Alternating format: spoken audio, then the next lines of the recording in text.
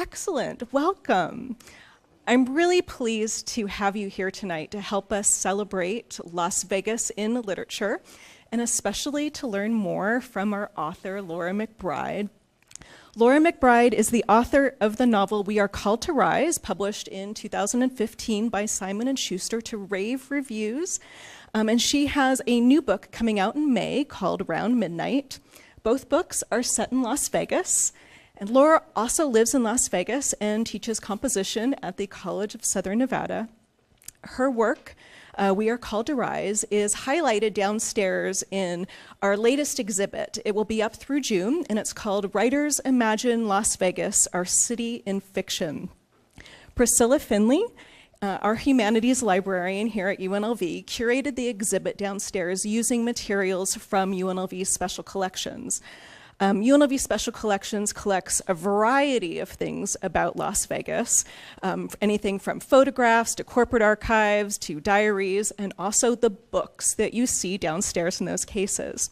I think Priscilla did a really wonderful job of teasing out some of the recurrent themes in books set in Las Vegas, from the coming-of-age stories to post-apocalyptic themes. So you all have the checklist for the exhibit. If you haven't seen it, please go check it out. So I'd like to thank Priscilla for her work in curating the exhibit, and also to the library's exhibit team for all their assistance, especially to Sue Kim Chung. You may have met her downstairs. I don't see her in here. And Carla Irwin, who had a lead in the design. But I'd especially like to thank Laura McBride for spending her evening with us so we can appreciate not only her talents as an author, but also our shared love of books and literature. So thank you. Tonight's program, we are going to have Priscilla and Laura have a conversation, and then Laura will read from Round Midnight, and we will have books for sale at the end, so we can have a book signing. So I'm going to turn this over now to Priscilla and to Laura. Thank you. Thanks, Michelle. So Laura, thank you so much for being with us today. I'm delighted. So among books set in Las Vegas, Laura McBride's We Are Called to Rise stands out for drawing attention to the courage and optimism that keeps people moving forward and finding ways to matter and build community or rebuild it in the face of catastrophes. I'd like to start off with an observation from We Are Called to Rise from Avis, who narrates much of the story. In this section, she's reflecting on Las Vegas and appreciating her close friends, a group of women with dramatically different backgrounds who rely on one another for emotional support. So Avis says, "We lived in a misunderstood city, in a place that thrives only by convincing outsiders that it is something it's not, and the magic is how free it leaves those left within." Can you tell us more about how this magic works in Avis's life or for other characters? And have you perceived it in real life too? So I don't think I've ever had anybody pull that particular quote out. But some of the, my own tribe of women friends are right here, and I'm super appreciating them. What I was thinking of, first in that notion that billions of dollars are spent and very creative minds are at work in creating an image of Las Vegas that is then sold around the world. And, we know that story, but as people who live here, that's not necessarily our story, and it's not meant to be our story. But I experience, as someone who's been here almost 3 decades, and as a writer, the way that story can get in my head, and how I can, suddenly sort of spew little bits of it when I'm showing somebody around the town, even though it's not necessarily my experience of how I live here. And I think the magic, when Avis calls that magic, I'm trying to remember because that's a ways back when I wrote that, but I think there's a certain magic to the way that not everybody, surely, but many, many, many people who live here and who lived here in the decades when I was living here and raising my kids and forming my deepest relationships here, we weren't necessarily here with our whole families. We came on our own. And then we lived in this place that everybody in the world thinks they understand and know. I know we've all had that experience. Everybody knows it better than we do, and they actually probably do. But that in a way that in a way that creates this little filter where should you take the opportunity, you're free to create your own life.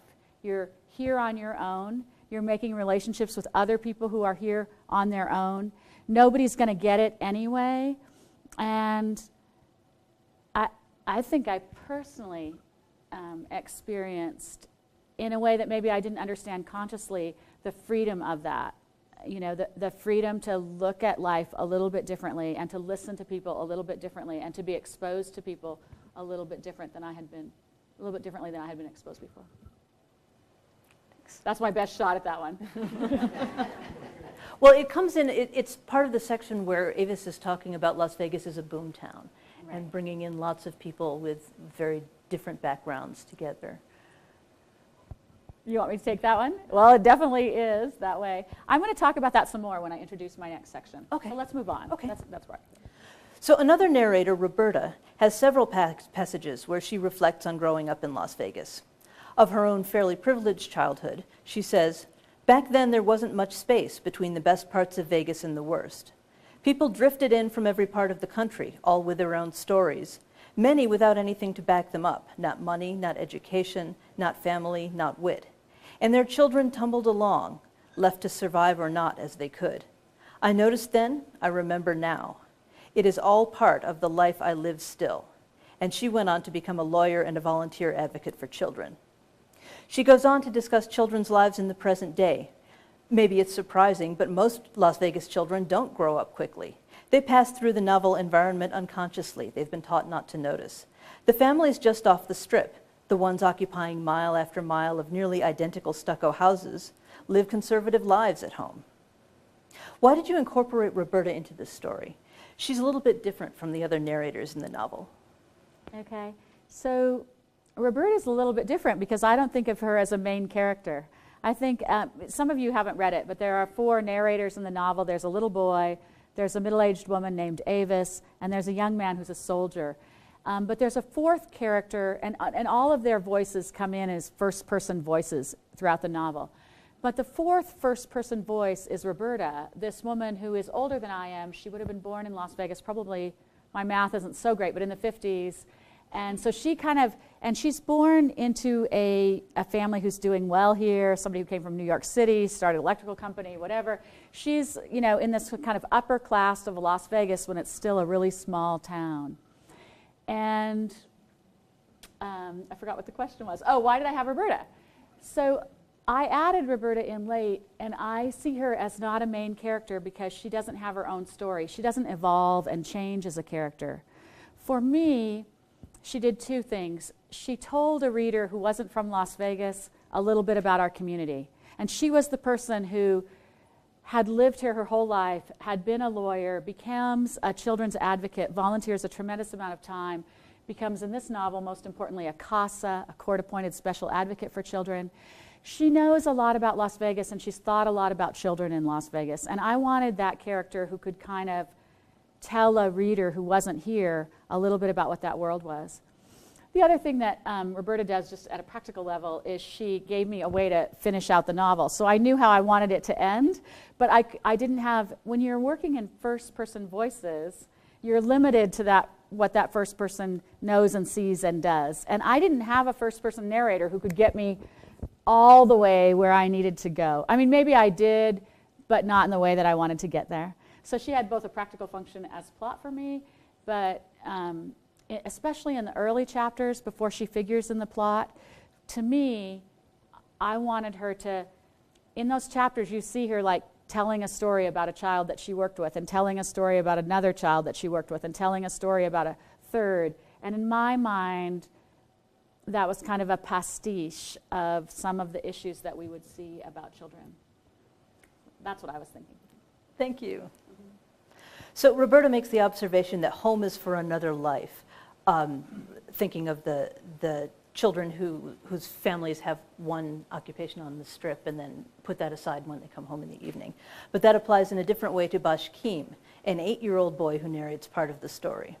The son of Albanian immigrants, he moves back and forth between a home life with a father who fled political persecution and a mother who left her large, tight-knit family behind, and school life, where the rules and expectations are very clearly communicated, and he's learned to work within that system. As a storyteller, what does writing in Bashkim's voice give you a chance to do? Okay, so Bashkim is an 8-year-old Albanian immigrant, and this is the very first day where I'm sort of plotting out what am I going to do, and I thought, well, okay, so it makes sense to tell part of the story in this child's voice. And then I said, that is definitely a super bad idea. I'm not going to do it. I didn't have another idea to solve the plot problem, so I thought, well, I'll just do it for a few chapters, and then I'll figure out how to really solve the problem, and I'll get rid of this child's voice. That's just not going to work. But the truth was that writing in Bashkim's voice was the easiest and also the most moving as a writer. And if I think of writing, and I also think of reading this way, if I think of it as an opportunity to empathetically imagine someone else's life, then, which is absolutely how I think about reading and absolutely how I think about writing, then Bashkim gave me a chance to enter into the life of a child. And this particular child has a really tough situation at home. And he doesn't want anyone to know about that, and he's managing a lot of stuff for his immigrant family as the oldest child, 8 years old. And he goes to school, and school is his, he's good at school, he loves school, he has a crush on his 3rd grade teacher, she's really pretty. It's his safe place, and he balances keeping these two places apart. And I guess the only other thing I would say about writing Bashkim is when I wrote the novel, so the novel switches from voice to voice, and when I was writing it, I would write that chapter, and then I would write the next chapter. So I didn't stay in Bashkim's voice and write out his whole story. I was switching. And my only rule was that I wouldn't write in 2 different characters on the same day. So if I finished a chapter in one character's voice, I would quit for the day. And on the days that I was Bashkim, and there's nothing professional about me and nothing trained, I was just figuring it out, the way I did it was I would imagine if I were 8 years old, and this is what it was like at my house that morning, and then I go to school, what would I notice, and what would I be looking at, and what would stand out in my mind? And then I would finish writing for the day, and I'm back to Laura, except I would go out, like I would go to the grocery store, I'd go to Smith's, and I'd be in Smith's and I'd say, woo, there's Mickey Mouse cookies, and I'd be like, whoa, okay, because this little 8-year-old boy was so in my head. And the other thing that would happen on Bashkim days is if I heard anybody being particularly harsh, just speaking harshly to someone that they were with or speaking harshly to a child, I would, not that I ever liked that, but it would be almost more than I could stand. And it was a reminder, of what it feels like to be young and to not want people to be that way to each other. And, I would feel all that. So for me, it was a gift. It was just amazing to be 8 for a couple of hours. To shift gears. Okay. There are 2 veterans who have recently returned from Iraq in the book, Specialist Luis Rodriguez-Reyes and Avis's son, Nate Gisselberg. What was it like to write from the point of view of Luis? What kind of research did you do?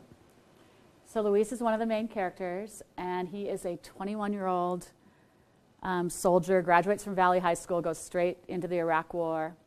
And this is another character where I said, this is definitely a mistake. I'm going to be Hispanic, male, 21, and a soldier. Perfect. So I'm not really an academic, but I do teach at the community college, so I know what it means to be an academic. So I didn't do an academic's research. Like, I didn't check that I was relying on high-quality sources, and I didn't write down what my sources were, and all those things that are really, really very important if you're doing real research. What I did was, and I didn't do this when I was writing, but when I was not writing, I would wander around on Google, and I would get into these chat rooms that soldiers and soldiers' families were speaking to each other, and I would just read. And what I was trying to hear was the way a soldier might refer to something or think about something or what was on their mind, or that there was so much dust in Kalsu, or that the sound, that some soldiers were living in shoes, these kind of, I don't know what they are, aluminum kind of pop-up little living quarters, and what it sounds like to be in a space like that. And so I call that a novelist's research. And in terms of getting it right as a soldier, so I never thought the book was going to get published. And I never thought that I would stand in front of people I didn't know and talk about the book. And it wasn't until the book came out and I was in front of my first group of people that I thought to myself, what am I going to do when a soldier stands up and says, how dare you try to tell this story? And I mean, it was making me sick. That could still happen to me, but it hasn't happened to me yet. I've had a lot of people nicely say other things who are military. I went for Luis the same way I went for Bashkim. If I were 21, and if I had gone to war wanting to do a good thing, like wanting to take responsibility for the issue that was my generation's issue to resolve, and if it hadn't gone well, and if I had disappointed myself, how would I feel? And that's just the way I went for it. And I can't say that I ever knew if I had Luis right or not, but I felt so attached to that character. People always think, oh, the two middle-aged women, you must be one of them. But I felt the most attached in a kind of inner way to Luis, for whatever reason. Most of what we learn about the other veteran, Nate, comes to us through Avis, his mother. Both he and Luis have, in moments of extreme stress, misread a situation with devastating results. Where do you see Nate differing from Luis in processing his experiences? So Nate is not a narrator in the book. He could have been a narrator in the book. He would have been a logical narrator for the plot. And he is another soldier. He is the son of Avis, who is a narrator. And by the time I finished the book, I could have written in the voice of Nate. But when I was imagining the book, I thought I could never write in the voice of this character that I hate. By the time I had written the whole book, I didn't hate him anymore, and I could have done it. But I thought I would hate him. And somebody asked me this weekend, I was doing an interview for a podcast, and they said, what do you do badly as a writer? And I hesitated, and I could see that the interviewer thought, oh, she doesn't think she does anything badly. But really, there was such a long list, I was sort of overwhelmed at being asked for it. But what I said is, I have a really hard time keeping my bad characters bad. And that was true with Nate. Nate and Luis are both young men who grew up in Las Vegas, and they both go to fight in the Iraq War. And Nate's a little bit older than Luis, and he goes back for he starts young, but he goes back for multiple tours. He's in the very first group that goes out, and he ends up in 3 or 4 different tours. And by the end, when he comes back, he's not the same person. And Nate processes the things that have happened to him and the way that he has had to be to survive through anger. And he's all about anger and being angry. And Luis isn't angry. He's profoundly disappointed with himself. He's profoundly sad. He doesn't know where to go with what he's done and what's happened to him. But just as a matter of probably personal temperament and maybe upbringing, and who knows, one goes this way and one goes another. And I don't remember like sitting down and saying, oh, I'm going to have 2 soldiers and one's going to do this and one's going to do that. Definitely that isn't the way I thought about it. They would just evolve on their own, and that's the way they evolved. You do have a lot of symmetry, though. And so Nate and Sadiq, I think, are yes, symmetrical. The father of Bashkim. This was not early on. I had probably been talking about the book for a year, and I had been going to these one-book programs. So a one-book program is where an author goes where everyone has already read the book, and they've been reading the book for weeks, and they've been doing all these events about it. So when you go out as an author, you go into an audience that like knows more about the book than I do at that point. And they would ask me questions, and I'd be like, yes, I think I know that. I mean, they just know it in a different way because they have read it and studied it and talked about it, and et cetera. It's really fun. It's been a great opportunity. But so I was at one of these one-book programs, and somebody stood up, and they started listing all the characters that foil each other. Do you know that term, to foil, like aluminum foil shines on someone else? So if two characters foil each other, maybe you have two married couples, famously Henrik Ibsen's A Doll's House, and there's one married couple that's done everything supposedly right, and their marriage is not great, and there's one married couple that supposedly everything about them is wrong, but they have a real marriage. And those marriages and those individual women foil each other. Like you learn something about one character from the other. That's the foiling. Okay, I teach English, at a community college. I cannot not see foiling when I'm reading. But my book had been out a year, and somebody stood up and said, Avis and Roberta, they foil each other, and Luis and Nate, they foil each other, and now you say Nate and Sadiq, they foil each other. And I mean, I was like hyperventilating because it never occurred. I mean, that part of my mind was turned off. But it was working. I never saw it. I didn't see it, didn't know it. Were there other characters that appeared in the book whose voices you thought about writing or tried out writing in? None that I ever tried out writing in, but I did think that Avis's mother, Charlene, I always meant for her to be a character in the book, not necessarily a narrator, but I had a whole role for her. And then it was pretty early in the book, and I wanted to kind of unflatten Avis's husband, because I'd made him kind of like your typical bad guy. And he seemed kind of flat. And so I was trying to think of some little thing that would show, he wasn't really that flat. He was more complex than that.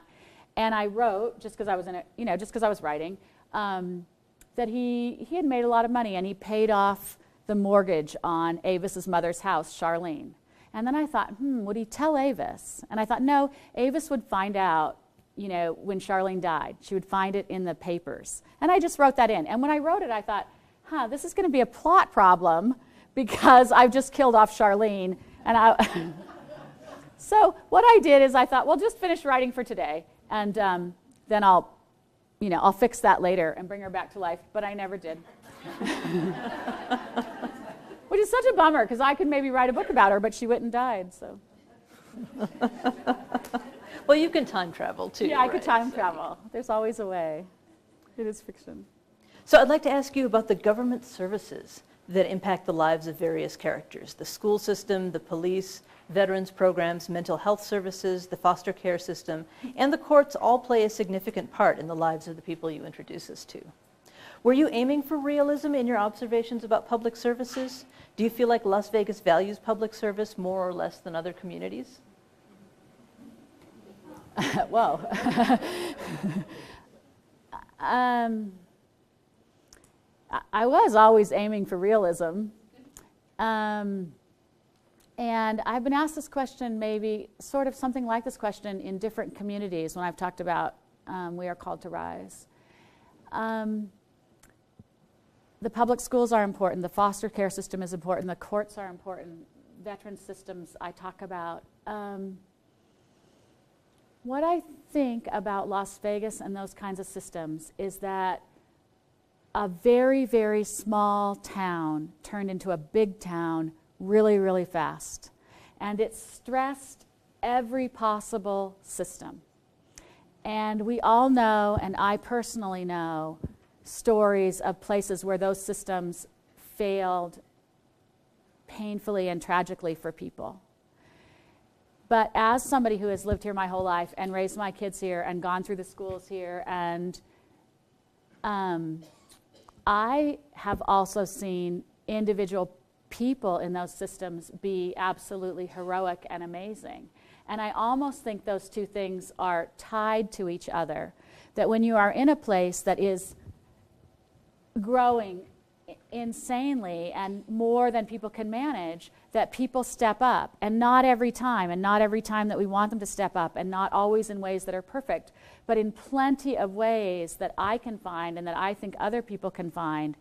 People stepped beyond what their role was or beyond what they had to do and solved a problem. And I feel like that's part of my Las Vegas experience, and it was part of the Las Vegas that I never saw represented anywhere. And that is not to be a Pollyanna about it, or not to, and not to be suggest that Las Vegas is better than it is. But there are a lot of things that happen that people do in their roles, or just outside their roles, or just because they care. And you know, probably other people can tell better stories, but I know story after story after story like that. People just stepped up. I mean, I'll tell you one. I'm looking to see if she's here. Just a really quick one.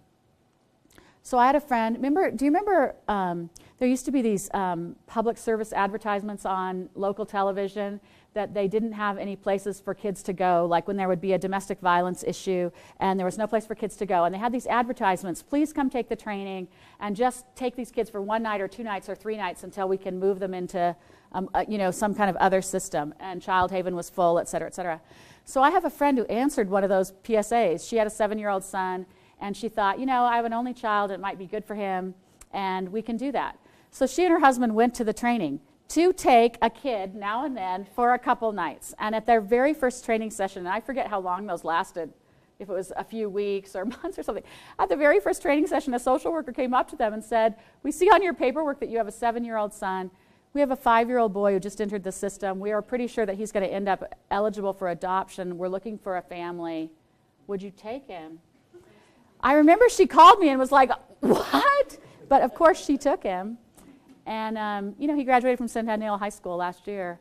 I don't think she's so atypical. I mean, that was one of the pieces of Las Vegas I was trying to catch, without trying to say that it always works, because it sure doesn't. But in a dark moment at the beginning of the book, ruminating on the end of her marriage and the childhood death 30 years ago of her first daughter, Avis wonders, isn't it obvious that what is happening to me does not matter? But the central realization that keeps Avis going through difficult times is that it all matters. Could you elaborate? That's a case of a character growing in the novel, which is what a main character has to do. They have to change in some way, if not grow something. Avis, early in the novel, her husband has left her. She's worried about her son. She is looking at her life, and she's just in one of those periods where things are not working so well, and she's wondering about it all. And her problems seem insurmountable to her, and yet she starts thinking, she who's never been to college, never had any particular education, had this really rough childhood, she starts thinking about things that she sort of imagines that all her friends probably thought about in college. And it's things like, you know, there's billions of stars and billions of people and so much time, and what difference could it possibly make that my husband left me, or that I'm alone, or who am I in this universe? It doesn't matter. And much later in the book, Avis has had a very difficult childhood, and there's a lot of things about her childhood she has effectively kept herself from thinking about for a long time. But something happens, and she remembers a time when she was 6 years old. And in her mind, all her life, that memory of being 6 years old is about when she realized that her mother didn't, maybe love her is too strong a way to put it, but her mother certainly had some gaps in what she was going to do for her. And she has processed this memory her whole life as her worthlessness, you know, that not even her mother would defend her. But she's looking at it as in this novel, she's a 53-year-old woman, and as a 53-year-old woman, she looks back and she realizes the courage of what that 6-year-old child did. And for Avis, it's this kind of profound revelation as to who she is, not who her mother saw her as, not the child that grew up in this particular circumstances, but a 6-year-old child who could courageously try to protect her mother from a man who was trying to hurt her. And it just shakes her world. And, you know, that doesn't solve all her problems, but one of the revelations that she comes to is this paragraph, it all matters, and little things like wiping the counter and tipping the maid, and that's the paragraph. So I would say that's that evolution of a character. Thank you. So you said you've discussed this books with groups in One Book programs or the Books in Common organization. What's that been like? Have you been surprised by any of the responses you've had? Well, I have learned that they are always going to say, what? Las Vegas is a real town? I mean, how many times do we have to hear that? It's so crazy. One Book programs, I already said this, they're really amazing for having an audience of people who have thought so much about the book. And they're really challenging in that way, really challenging as an author to think through everything that they question and wonder about. And they're also the best One Book programs, people have been working on them, they're really not about the book. They're about a chance for a community to get together. And the best organizers of the book are doing all kinds of activities and anticipation. And they're having veterans come and speak, and they're doing art projects, and they're having Bashkim sometimes eats ice cream cones for breakfast, and they're having, book discussions with little yogurt inside ice cream cones and calling it, a Bashkim breakfast, and all, taking hikes and quoting Emily Dickinson along the way, because the title We Are Called to Rise comes from Emily Dickinson, and all these ways that people try to draw a community together around a book. And all of that drawing together really has nothing to do with my book and nothing to do with me. It has to do with these really creative ways that people use the book to put people in connection to each other. So it is so exhausting to do a long One Book program, especially like if it stretches out 2 or 3 days, which some of them do. My poor husband, I'm just an absolute exhausted wet noodle at the end of it, but it is so moving to see what, librarians, teachers, the people that organize these kinds of events, how they get people together, and it's cool. They're very, very cool. Thank you. Well, I'd like to congratulate you on the upcoming release of your next book, Round Midnight, on May 2nd this year. Now, this book is also set in Las Vegas, with sections set in 1960, 1992, and 2010. And we meet 4 women whose lives are each changed by an encounter in the midnight room of the El Capitan Casino. Did writing about the city's past change the way you see Las Vegas today? No. My inspiration for this book was going to a show at the Riviera right before it was imploded, or is it imploded yet? But it was in terrible shape. And I went to this little show in their old showroom, and the showroom was in terrible shape. Everything about it was just like, oh, wow, this place is gross. But the show was great, and the performers were fantastic. And I think I went 4 times. I mean, they were so good. And when I was in there, I was thinking, I'm scrapping the novel that I'm working on, and I'm going to write a novel about a nightclub. So I wasn't thinking about the history of Las Vegas, and but then when I decided to go back in time to when that nightclub would have been built, there were things I knew, but I hadn't thought about them in novelistic terms. And I guess what I think about Round Midnight is, I talk about all the kinds of people that end up in Las Vegas and We Are Called to Rise. And I often say that I write about the interactions that are explosive and the interactions that are beautiful in that. But in Round Midnight, I went back and thought about the community as we were earlier, and specifically about who we were as a segregated community. The Las Vegas that I knew, where millions of people are coming in from all over the world and all different countries, is different than the Las Vegas that had an absolutely segregated North Las Vegas, and no one black could buy a house in this part of town, and no one black could enter the casinos, even if they were working in them, even if they were performing in them. And for me, that wasn't where I thought I was going when I started, but it became like another layer of understanding of the city that I had learned and seen.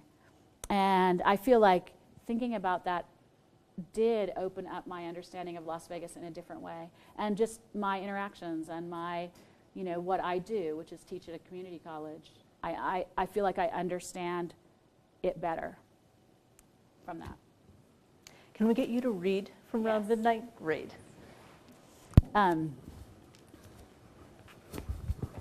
I'm going to talk a little before I read. You guys are all ready to go. And you know what? If you desperately need to go and you're bored and or whatever, I know you have a life. Go. It's not going to hurt my feelings. I'll remember you forever. No, just kidding. But they gave me 20 minutes to read, which I would never read for 20 minutes. If I were sitting through 20 minutes of reading, it would probably kill me. I was that kid in the class. So I'm going to talk a little bit, and I'm also going to read. But first I'm going to say thank you so much to the UNLV Libraries. It's a total honor to be in your exhibit, Priscilla. This is Priscilla Finley, who put the curator of the exhibit. It's an honor to be here, and there are so many good writers down in that exhibit. And also, thank you to everyone who came here in the middle of a lot of traffic, and we know it's always easy to park. Guess what? I had a reserved space right in front of the library. It was like so brilliant. I was just driving in. I don't have to get a ticket, nothing. I'll probably have a ticket when I get out there.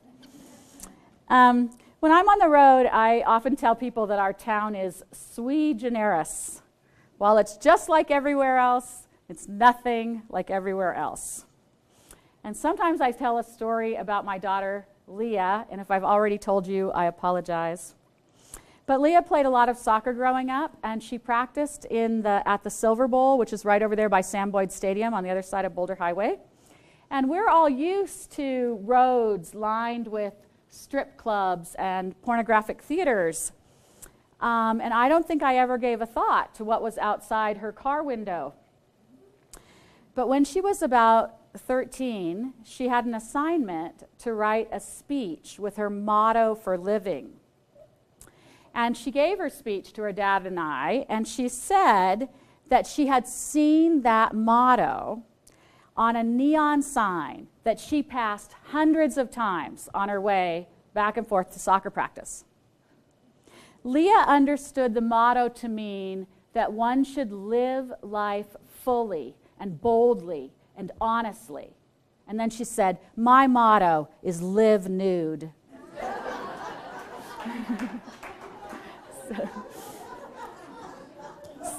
So, you know, if you're not from Las Vegas, sometimes there's a little beat where they try to figure that out, but I never tell them. Anyway, I've lived here almost 3 decades. I came here as a tag-along, and I didn't have my own thing to do in this place. And it took me a very long time to make peace with how moving to Las Vegas changed the arc of my own life, or the arc that I had imagined for my life. But I always knew from the very first day that I lived in an interesting town. From our very first apartment, where we lived for 5 years, one of my neighbors is here, where all but one of my neighbors came from a different country, and where the children who played with my nephew and pushed my infant daughter in her stroller chattered not only in English, but in Arabic and French and Spanish and German. I moved to Green Valley after that, and I moved there because one of the Greenspans had opened the Culture Dog bookstore. Does anybody remember it? Am I the only one? And I figured that if we could live within walking distance of the Culture Dog bookstore, which was unbelievable. How great was it? It was unbelievable. That it would be okay to buy a house here in Nevada. So the Culture Dog closed the day before the loan on our house closed. I still live in that house. And I cried so hard when I walked into the Culture Dog and saw the signs there. I was trying not to cry, but tears were just like spurting off my face. That Myra Greenspan, I think it was her, she gave me the posters off the wall, and they are still hanging in my house. And I thought to myself, oh my gosh, now I live in Green Valley. What happened? But I was wrong about that, as it turns out. In Green Valley, more of my friends were Caucasian and American-born. But we are different in so many other ways. In our religious beliefs, in our political ideas, maybe in our financial assets. See, it turns out that all of us in Las Vegas live in a place that makes it possible to interact with people who are different from us every single day. We don't have to do that. It's equally possible to live and know and love people who are a lot like you are here. But it's quite easy to choose the opposite as well. And this is what informs my writing about Las Vegas and why I wanted to set these two novels in our valley. And this is what I often speak about when I travel to one-book programs all over the country. We are a uniquely American place, and we are a place filled with people from all over the world. Not very long ago, we were a desert train stop, and having been a dusty rural town so recently informs who we are today. Our valley can be tumultuous and unpredictable, but it is a place where I have regularly witnessed the power of second chances. Speaking for myself, I'm the richer for having lived here, the richer for having been shaken loose, both from the safe and small world that I grew up in, and from the particular larger world that I would have chosen. I'm lucky to have lived among people I wouldn't have known to befriend, to have loved people who believe things I don't believe, who live in ways I don't live, and who have experienced events I can't quite imagine. These are the things that have taught me what love and friendship actually are. When I wrote We Are Called to Rise in 2012, my oldest child, that soccer player, had been at college on the East Coast for a year or so. And her experience there, the way that she was actually not behind her peers, even though she had been in Las Vegas's crazy, chaotic public school district, or because she had so many friends whose parents had never been to college and who had no intention of going to college themselves, or even because she had grown up looking at all those naked women shaking their behinds from billboards. My daughter, that Vegas kid, had not been stunted by this experience, but was instead uniquely positioned to live in the 21st century. She had never been on a team or at a birthday party in which any family looked so much like any other. She'd always known that one friend might go to religious services on Sunday, and another on Saturday, and a third on Friday. So much of 21st century reality is her native land. There are days when any of us look forward and wonder how things are going to go for our children, for their children, beyond. I certainly don't have those answers. But my life in Las Vegas has taught me this: the instinct to turn inward, to turn toward those who are like us, to form like-minded groups. It's very human, but it might be very wrong. I think it's an instinct we should resist. 300 years ago, there's a bunch of academics out there from UNLV. You can just ignore this part. But 300 years ago, during the Enlightenment period that gave us democracy and the United States and a system of justice based on innately held human rights, many people believed that humans were put on this earth to perfect it. Their idea was that God created the world and then created human beings with the godly trait of reason to perfect that world. These ideas are closely related to conceptions of human beings as the stewards of the environment. And they were connected to democracy, because democracy was one of the ways that the world was to become a better place than it had been. From primitive times to the present, Enlightenment thinkers saw human history as a progression from worse to better. Reasoned choices would bring humans ever closer to a divine ideal. And I think of those Enlightenment thinkers when I think about how human beings form groups and how we identify who is us and who is them.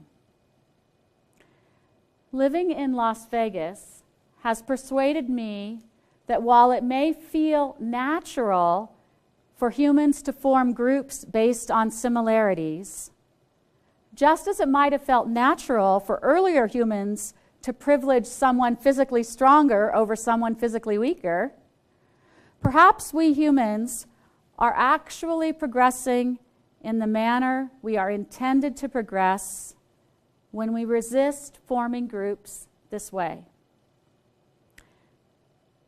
We all need other people. We all need groups that we can trust, but our groups need not be like us. That's my Vegas revelation. That's what I go out telling everybody. We can form our necessary trust groups with people who don't share our backgrounds, our ideas, our political views, our religious beliefs, even some of our key values. We can form them just as fellow humans. And I think this is the way forward. Priscilla asked me about the it all matters passage. And I get asked about that paragraph a lot. I almost struck it. In every draft, I almost took it out. It's now painted on the walls of a bookstore in Tampa Bay, Florida. I've never even been to Florida. It's a meme on social media. And once in a while, Cynthia Moon did this, someone forwards it to me when they receive it on a holiday card. I am someone who believes that our actions matter, especially the small ones. We may not be able to change an outcome that is tragic, and we may not be able to make an inequitable situation fair.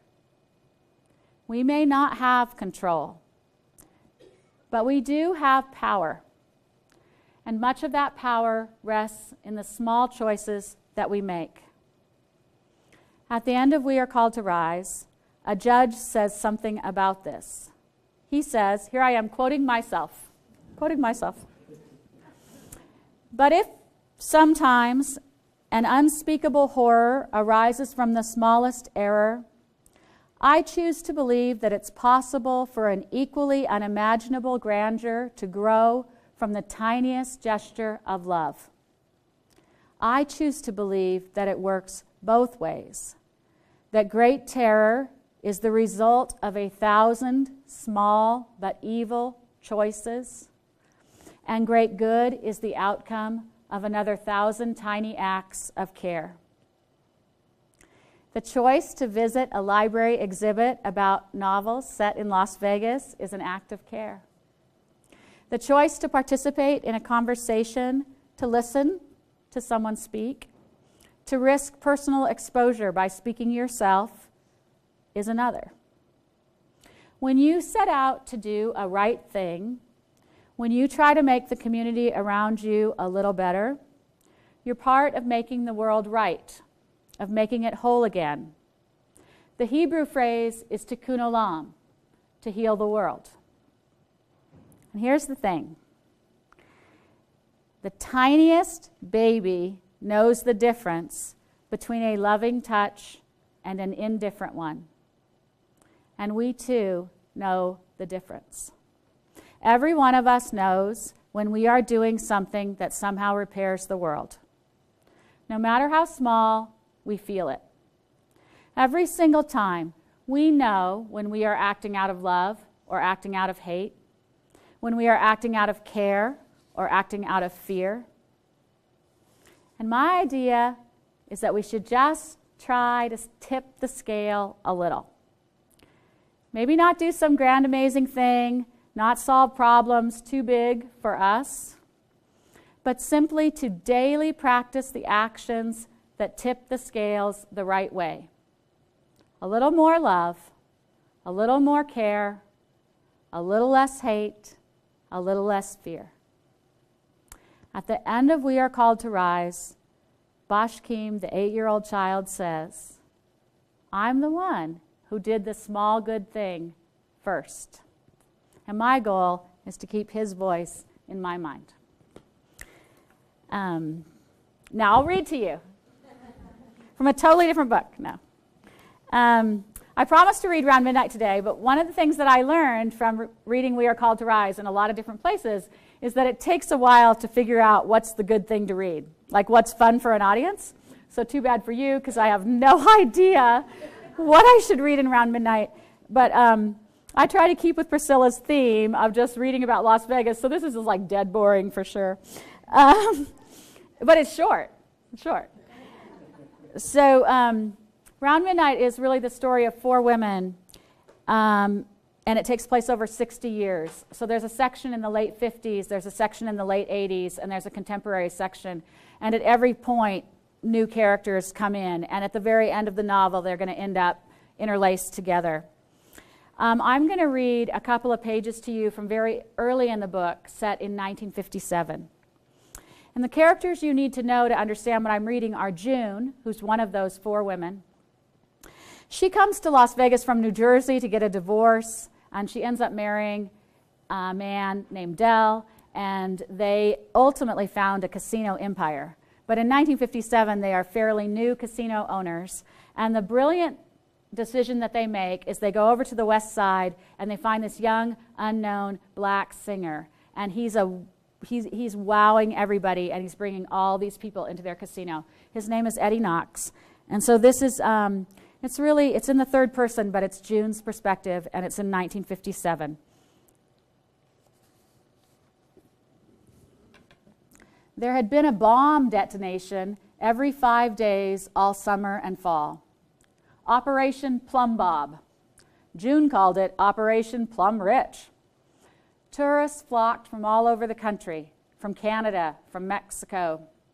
People who wouldn't have come to Las Vegas otherwise. But everyone wanted to see an explosion.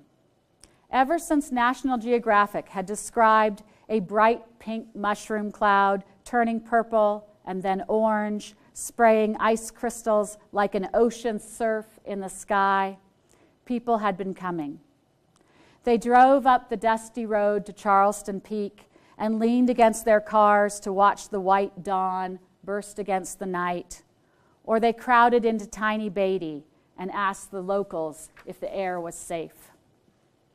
Afterward, they returned to Vegas, to the air-conditioned hotels and crystal-clear pools, and giddy with the awesomeness of the power they had witnessed, with the strange menace of invisible rays, they gambled more than they might have, ordered another round of drinks, splurged on a second show. When the showgirls came out wearing mushroom cloud swimsuits and headdresses that looked like explosions, they laughed like crazy and cheered when Eddie ended his set, dead silent, and then one word, boom. It was fun and dare and newness. If danger lurked, the Russians, a nuclear bomb, polio, distant nations and foreign religions and dark skin, then there was also the thrill of a mushroom cloud, the sound of doo-wop, Lucille Ball, the clickety-tick of dice rolling on a craps table, feather and sequin and mirror, red lips, breasts, Mae West on stage with muscled men in loincloths. Anything goes, anything went. A small town in the middle of nowhere, and already 8 million people a year coming to see what was happening. I'm going to skip forward just a little bit. Am I killing you? Can you go longer? Okay. Eddie liked to gamble, mostly on the west side, but sometimes at the El Capitan, at the back when the tables were slow. Negroes weren't allowed to gamble on the Strip or downtown. They weren't allowed in the shows, no matter who was playing. Once in a while, someone came in and said he was a friend of Eddie's, and then Dell told Leo just to seat him in booth 9, where he and June sat. Dell got away with these things. They were done quietly, and he had grown up here, so he had a little room in which to work. And of course, women liked Eddie. Sometimes he liked one of them long enough to bring her to dinner or for a drink after the show. They would sit in a private room at the back of the bar. June and Dell and Eddie and whoever she was, a Jewish woman, a white man, a Negro singer, a colored woman. They would sit there laughing and trading stories and sipping one another's drinks. And maybe that's why June didn't understand how things really were in Vegas, what it really meant to be Eddie or the girlfriend or any of the people working in the back of the El Capitan. June overheard the doorman say that Vegas was the Mississippi of the West. She listened when the California tourist told his friend that even Pearl Bailey and Sammy stayed in a boarding house off the Strip. But she didn't pay them much attention. Dell had grown up here, and his closest friend was colored. He and Ray Jackson had lived on the same block on North 3rd Street, had gone to the same elementary school, had worked the same job hauling wooden crates at the back of a downtown casino when they were 12. When she and Dell married at the county office in the middle of the night, laughing and excited and with a little whiskey to make them do it, Dell had stopped to make one phone call. June figured he was calling his grandmother, but he had called Ray, and Ray made it there while they were still filling out the papers with a ring of his wife's that he said June could borrow as long as she liked. So what the tourist said, what the doorman thought, it wasn't the whole story. She knew for herself that Vegas was not as simple as that. Usually, June's new home made the rest of the country seem slow, hung up. Here there was money and music and gambling and sex and drinking late into the night, and all of that was the center of town, was the domain of the prosperous, was what the town celebrated. It was out in the desert sunshine, not in the backroom alleys and dark bars of New York or Chicago or LA. To June, this world felt free and fast and stripped clean of the conventions that had closed in on her in New Jersey. Hollywood stars came to Las Vegas to play, the richest and the newest and the most beautiful, and they were there every night. They flocked to the big casinos, and they came to the El Capitan pretty often too. Las Vegas was the future. She saw this in the entertainment, in the way people lived, in the way the town kept growing. The future was there in the atom bombs and the magnesium plant and in the dam south of town. To see that dam, one drove a winding road up the side of a steep, treeless mountain. And when June looked out the car window, down 1,000 feet to an angry Colorado River, she imagined the people who had come to this desert before her, the ones who had taken the measure of Black Canyon, narrow and deep and forbidding, scorching hot, and decided that they could stop that river, they could turn it aside, they could conquer those sheer rock faces, pour 3 million cubic yards of cement in a raging river's path. It was extraordinary. It was inspiring. Surely human beings could do anything. That was the lesson June learned from her new home. But then what about the Negroes? Cora said the bad times for colored people started when the dam got built, during the Depression. Workers poured in from all over the country, but especially from the South, sharecroppers and farm laborers, some Negro and some white, and all dirt poor. Southern white folks brought their ideas about colored folk with them. A quarter century later, if you were Negro, you shopped and ate on the side. Your kids went to schools without windows or floors or chalkboards, and you worked in the back of a casino as a driver or a maid or a janitor. Or your band played in a casino for huge money, but you couldn't spend it in Vegas because there was nothing you were allowed to buy, no place you were allowed to go. It was 1957, and some people thought things were changing in the country, but in Vegas, this had gone the other way. Anyone could make it in Las Vegas. Anyone could be a winner just by being smart and playing the game the Vegas way. And most of the time, the Vegas way left tired old ideas in the dust, but not when it came to Negroes. When it came to Negroes, Vegas was worse than New Jersey, and June did not understand how that could be. But even so, she and Dell and Eddie did pretty much what they wanted in their own casino. That's what I got for you. Thank you. Thank you. That's good. So you can go, you can ask me questions, you can go eat. Just feel really comfortable. You will not hurt my feelings if you stand up. That's my brother-in-law leaving. Letting went faster. See if I make him Thanksgiving dinner again. Does anyone have a question? Have you had enough? This has been a long night. Go ahead. When did you think about becoming an author? Like my whole life. Yeah. But I just, I planned to do it, and I tried to do it when I was a young woman with little babies, and it didn't work out that well. And I decided it wasn't really a practical choice. I'm pretty practical. I needed a job, so I went. I became a teacher at the community college, and I, totally loved that career. During the recession, things were kind of tough at the community college, and I was pretty mad at the state, and I had a sabbatical, and I couldn't do. Actually, I was supposed to take a graduate program here at UNLV, and they canceled the program 3 weeks before I was supposed to start, and I pretty much tanked my career. It doesn't matter. It's a long story. Anyway, the bottom line is I ended up with a sabbatical, and I didn't have a plan for what to do with it, and I didn't want to give it back. And I thought, well, I've always wanted to write a novel. It's not a practical choice. I'll write a novel for my kids, and I won't worry about whether it gets published or whether anybody ever reads it. And that's the way I wrote We Are Called to Rise. My biggest expectation for We Are Called to Rise was that some little tiny press would print 2,000 copies, and I would have some. And that was like this would be the ultimate. But it didn't. It turned out differently. Yeah, thank you. Thank you. Thank you. Yes. My writing process. Pull my hair out. For We Are Called to Rise, I had that sabbatical, so I wrote every single day without fail. I started every morning at 8 o'clock, and I wrote until I was ready to puke. And so I would be starving and unable to. And then I would say, way to go, Laura, you wrote for 5 hours, and who cares if it was good or bad? You did it. For around midnight, I didn't have that luxury. I was teaching full-time. I was traveling all the time. I had about a month where I worked really, really, really hard on it and kind of got it set. And then I was, just writing in my free time everywhere for another, however many months and months and months and months.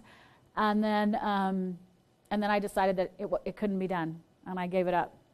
And I just couldn't get there. And I'd given it up for about a month, and long story short, somebody really challenged me on that. I felt angry about being challenged on that.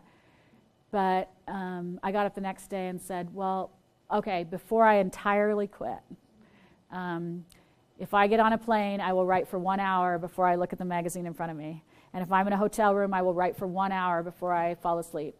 And just like that. And that's a really odd way to write. It's not a comfortable way to write.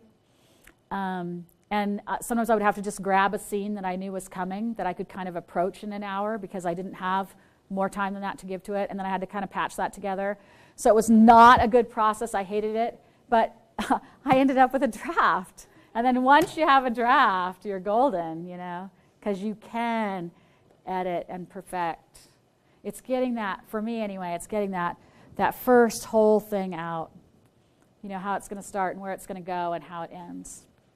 And I have a third novel in mind and a couple little scribbles, and it's so daunting at this point in the process. But I do remember that that's how it felt before. Yes?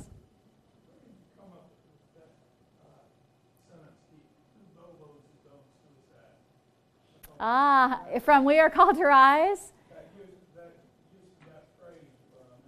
For sure. Oh, thank you. For sure. Well, now I know that phrase as Luis. I think I had heard that phrase from my dad, but the other place that I would have heard it would be in like those chat rooms, where I just was spending like a lot of time reading through very quickly, not writing down, not taking notes. And when I would come across an expression that I didn't recognize or know what it was, I would try to figure out what it was. But I think that particular phrase I had heard. Thank you. Laura, thank you. Yes. For being being with us tonight. Thanks so much. Get some wine. So Laura will be signing books in the back, and the folks from the bookstore are here to sell you